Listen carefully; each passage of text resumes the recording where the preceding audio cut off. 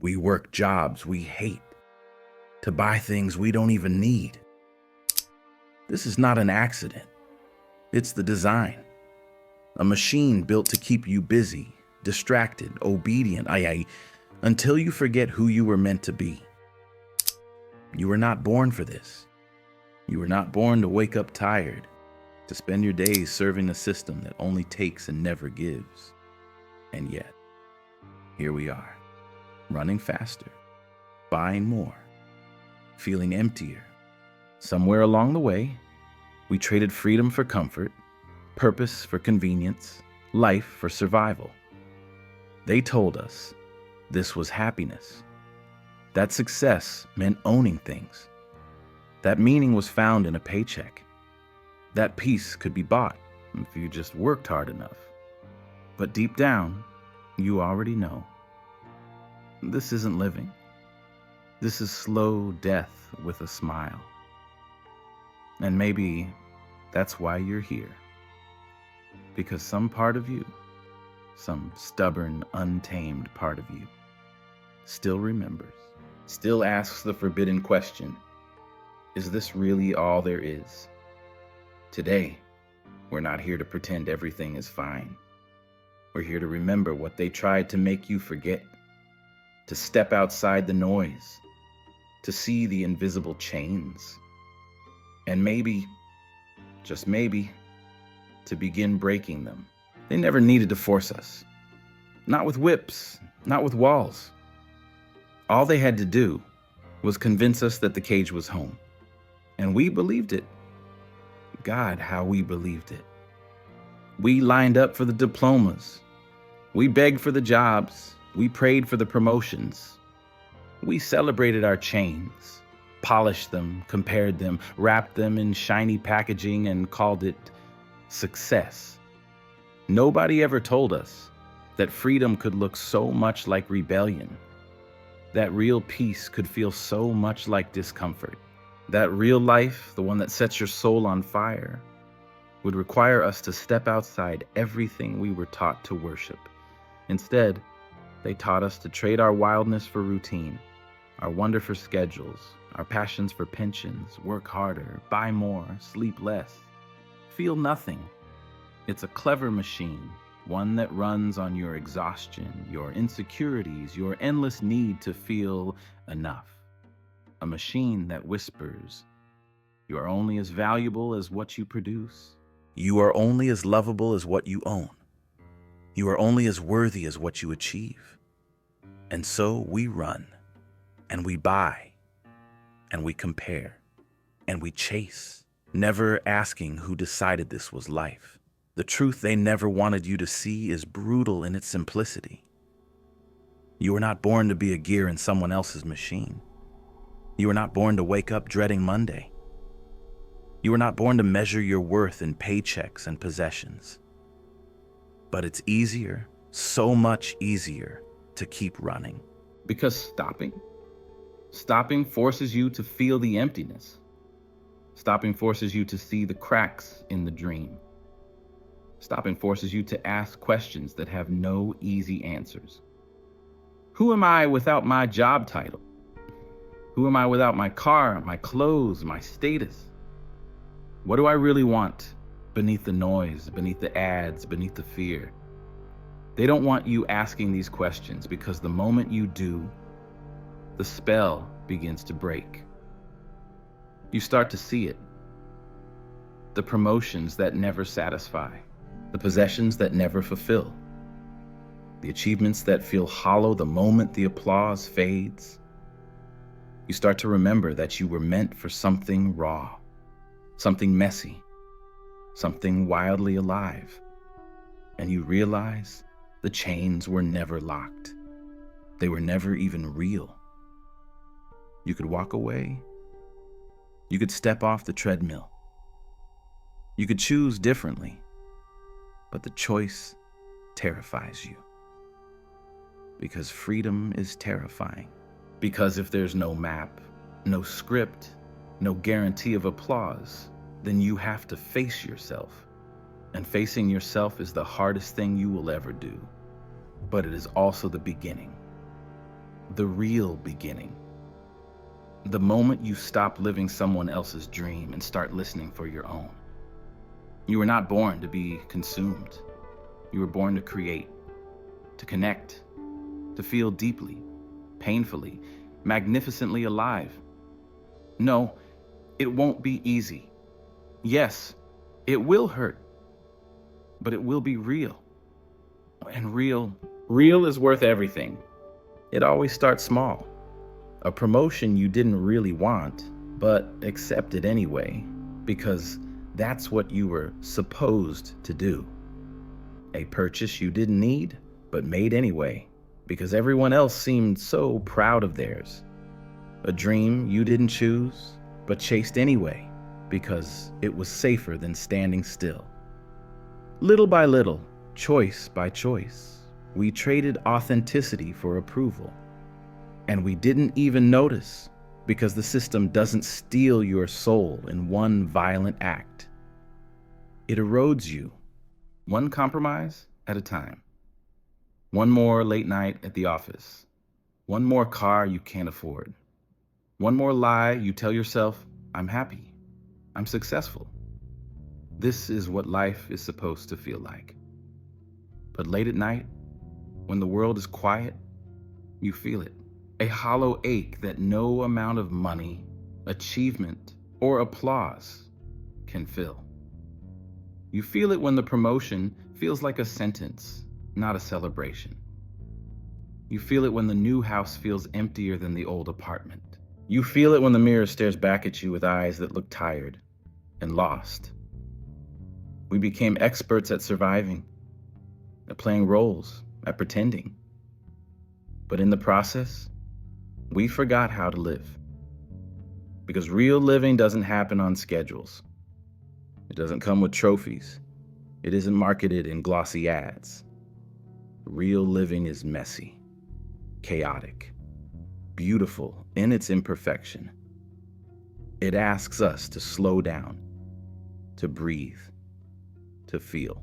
But how can you feel anything when you've been numbed for so long? How can you hear your own heartbeat when the noise of more drowns it out? We were taught that success is measured by accumulation. More things, more titles, more status. But what if the real measure of success is how much of yourself you manage to keep? How much wonder, how much courage, how much love you still carry in a world that tried to strip it away? They never told us that success could feel like a prison. They never warned us that the things we chase could end up owning us. Because once you're deep enough into the race, it's terrifying to stop running. Terrifying to admit that the finish line was never real. So we keep going. Not because we still believe, but because we're too scared to confront the emptiness. The world applauds our exhaustion. It celebrates our numbness. It sells us distractions when we start to feel too much. Buy this. Upgrade that. Post a picture. Pretend you're living. But behind the carefully curated smiles, there's a silence we can no longer ignore. You feel it, don't you? The growing sense that something precious has been lost. Something that no promotion, no car, no possession can ever replace. It is the loss of your own life, lived in someone else's dream. Sound, heartbeat slowing, distant echoes of children's laughter, like a memory almost forgotten. And somewhere deep inside you, the question rises again. What if you stopped chasing shadows and started chasing yourself? What if you dared to walk away? Not because you knew where you were going, but because you finally understood you couldn't stay where you were. Freedom doesn't always look like winning. Sometimes freedom looks like surrendering the race entirely. Sometimes freedom looks like choosing to lose everything you were never meant to keep.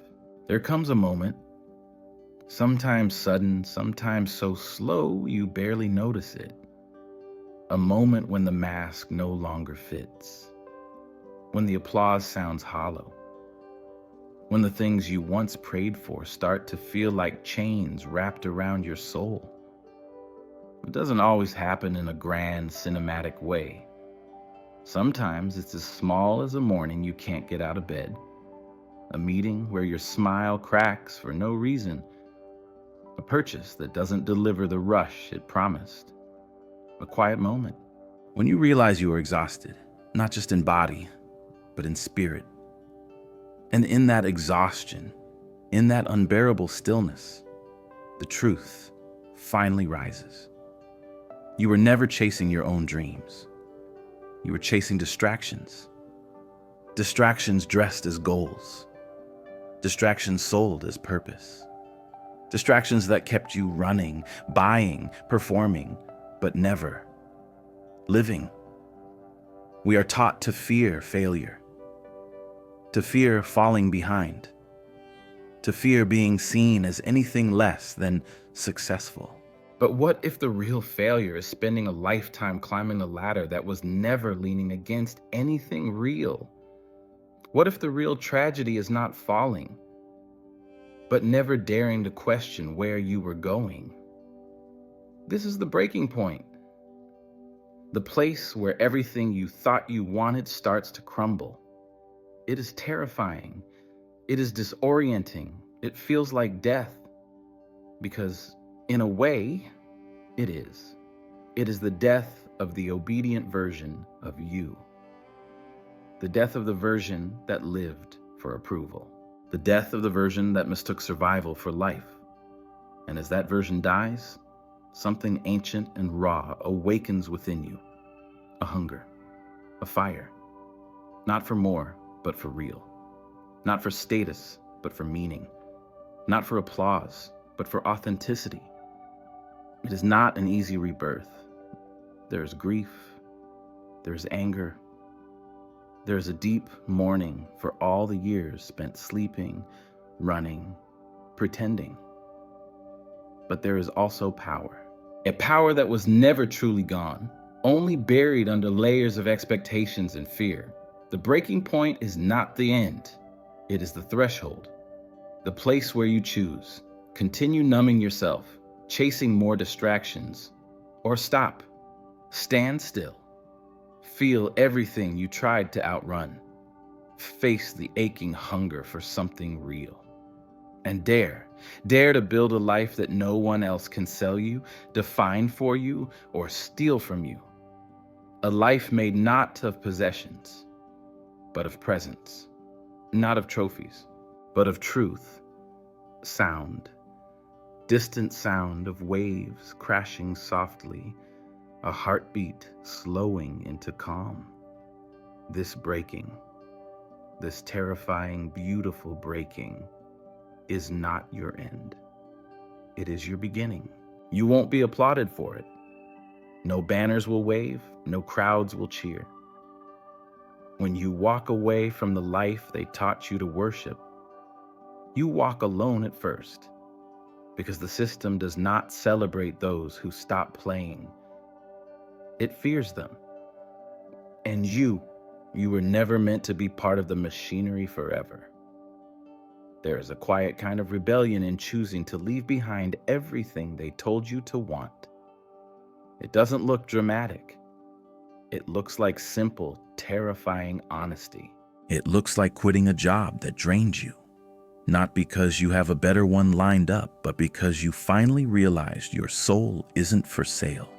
It looks like selling the things that owned you, freeing yourself from the weight you once called success. It looks like saying no to endless upgrades, to hollow goals, to the constant need to prove your worth. It looks like standing still in a world addicted to running. You don't need another gadget, another title, another badge of approval. You need space to breathe, to remember, to exist outside their maps. Because the truth is brutal and simple. You were never lost. You were following someone else's path, And the moment you stop, the real path, your path, begins to appear. Not lit with neon signs, not guaranteed to impress anyone, but alive, messy, raw, yours. There is a kind of magic in letting the noise die down, in facing the silence without fear, in rebuilding a life not from what impresses others, but from what nourishes you. You don't need to be busier. You don't need to be richer. You don't need to be more impressive. You need to be real. You need to come home to yourself. And yes, the world will call you foolish, irresponsible, lazy, because your freedom threatens their illusions, because your choice to step away forces them to see the chains they pretend are jewelry. You will lose things that were never truly yours. You will lose masks, roles, layers of yourself that only ever served the lie. And what you find beneath that loss is something priceless. A self no longer defined by paychecks, possessions, or approval. A soul no longer starving for meaning. Sound. Breeze growing stronger. Birds faintly in the distance. Wide open space. Walking away is not a failure. It is an act of faith. Faith that what waits beyond the lie is more beautiful, more brutal, and more real than anything you were ever promised. And in time, you will realize you were never meant to live inside a transaction. You were meant to live inside a story, your own. When you let go of the lie, when you stop running, you find yourself standing in a strange new landscape. Empty at first. Quiet. Almost too quiet. Because without the noise, without the endless list of things to chase, you are left face to face with yourself. No titles, no status, no applause, just you. Breathing, feeling, remembering. And it is here, in this barren, beautiful silence, that the real work begins. The work not of accumulation, but of return. A return to things that cannot be bought. Things they never taught you to value, because they cannot be sold. You begin to notice them again. The way sunlight feels against your skin. The taste of food when you're not rushing. The quiet laughter shared with someone who truly sees you. The feeling of your own breath steadying in your chest after a long walk. You begin to reclaim parts of yourself that were never meant to be outsourced. Wonder, curiosity, stillness, presence. You realize that meaning was never in the thing, but in the moments, the connections, the courage to be vulnerable, the strength to live slowly, deliberately, authentically. You realize that you were taught to measure your life in milestones, but the real life, the one that makes your heart ache with its raw beauty, happens in the spaces in between. It happens in quiet mornings, in honest conversations, in dreams too tender to explain to anyone else. You begin to understand that success is not climbing higher on a crumbling ladder. It is sinking deeper into who you already are. That freedom is not doing whatever you want. It is wanting less, needing less, and finding joy in what already is. The system will call you back, of course. It will whisper that you are falling behind, that you are missing out, that your value depends on keeping up. But you will know better now. You will know that the real treasures are not owned, not displayed, not flaunted on social media. They are lived, felt, whispered into the fabric of your days in ways too sacred for the world to see. Sound, soft rising melody like a sunrise breaking through mist. When you stop buying into their dreams, you make space for your own. When you stop chasing things you don't need, you make room for the life you actually long for. A life where enough is not a finish line to chase, but a place you stand. A life where your worth is not determined by numbers, but by the quiet, unshakable truth of your own existence. They cannot sell you that. They cannot measure that. They cannot take that. And maybe that is the real revolution. Not louder, not faster, not more impressive, just more real, more alive, more you. Living differently won't be easy. It won't come with clear instructions. There will be no map, no guide, no guarantees. The world you walked away from will still surround you, shouting, selling, seducing. It will tell you to be faster, busier, more impressive, less human. And you will walk slower. You will breathe deeper. You will choose differently. Not because it's fashionable, not because it's easy, but because something inside you refuses to go back to sleep. You will live with intention. You will buy less, but live more. You will chase less, but feel more. You will own less, but be more. You will measure wealth not by what fills your house, but by what fills your heart. And it will be lonely sometimes. You will feel the sting of being misunderstood. You will feel the pull of old habits. You will hear the siren song of conformity. But you will also feel something else, something stronger.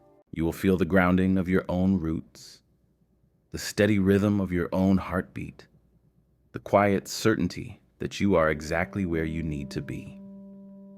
You will find joy not in the grand and the loud, but in the small and sacred. A conversation without distractions, a morning without rush, a sunset you actually notice, a silence you no longer fear. You will remember that life is not meant to be consumed.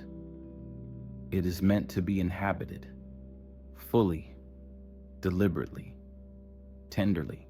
You will become a quiet revolution, a living contradiction in a world addicted to speed.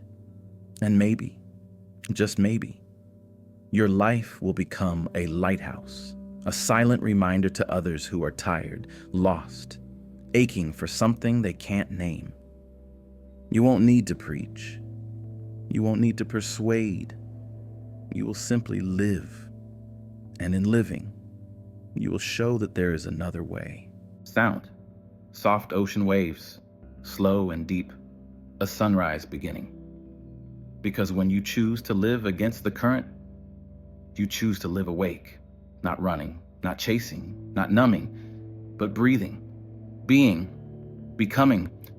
And that is enough. More than enough. It always was. There's a moment when you stop fearing the fall, when you realize you have nothing left to lose that was ever truly yours. No title, no status, no object, no approval. None of it was ever you. It was armor. It was camouflage. It was a desperate attempt to fit into a world that profits from your disconnection. And now you see it. Clearly, brutally, beautifully. You see that freedom isn't given. It's not granted by society. It's taken. In the quiet moments when you decide to walk away from everything that never loved you back, you see that your life is not a product to be packaged, marketed, or consumed. Your life is a raw, unfinished story, written not in things you own, but in moments you survive, moments you feel, moments you dare. And when you finally let go of the life they sold you, you make space for the life you were always meant to create. It won't be neat. It won't be easy. It won't always be understood, but it will be yours, wholly, painfully, magnificently, Because as Tyler Durden once said, it's only after we've lost everything that we're free to do anything. Sound, slow build of hopeful music, light breaking the horizon, and maybe, just maybe, the life you were searching for begins exactly where the pretending ends. If you've made it this far, it means something inside you is still awake, still stubborn, still unwilling to surrender to a life half-lived. And that matters more than you know. The world will not hand you freedom. It will not applaud your awakening. It will not make it easy for you to choose what is real over what is expected. But none of that matters now, because now you see. Now you remember. You are not what you own. You are not what you produce. You are not what they told you you had to be. You are the quiet breath before dawn. You are the fire that refuses to go out. You are the blank canvas, still full of stories waiting to be written. Not for applause, not for approval, but for the simple, sacred act of being alive. You don't need more. You don't need louder. You don't need faster. You need real. You need space to feel, to break, to rebuild, to be. The revolution they fear is not loud. It is not violent. It is you living differently, walking slower, loving deeper, owning less but becoming more. It is you remembering that the most radical act in a world of consumers is to choose to be human again. Fully, tenderly, deliberately. So take a deep breath. Feel the ground beneath your feet. Feel the life still humming inside you. You're not behind. You're not lost. You're exactly where you need to be, at the beginning of something true. Sound, soft wind carrying distant sounds of ocean and laughter. Thank you for being here. Thank you for remembering. And if anything you heard today stirred something inside you, hold on to it. Nurture it. Let it grow. Because a world built on distraction and consumption cannot survive a soul that chooses to be awake. And you're awake now. Welcome back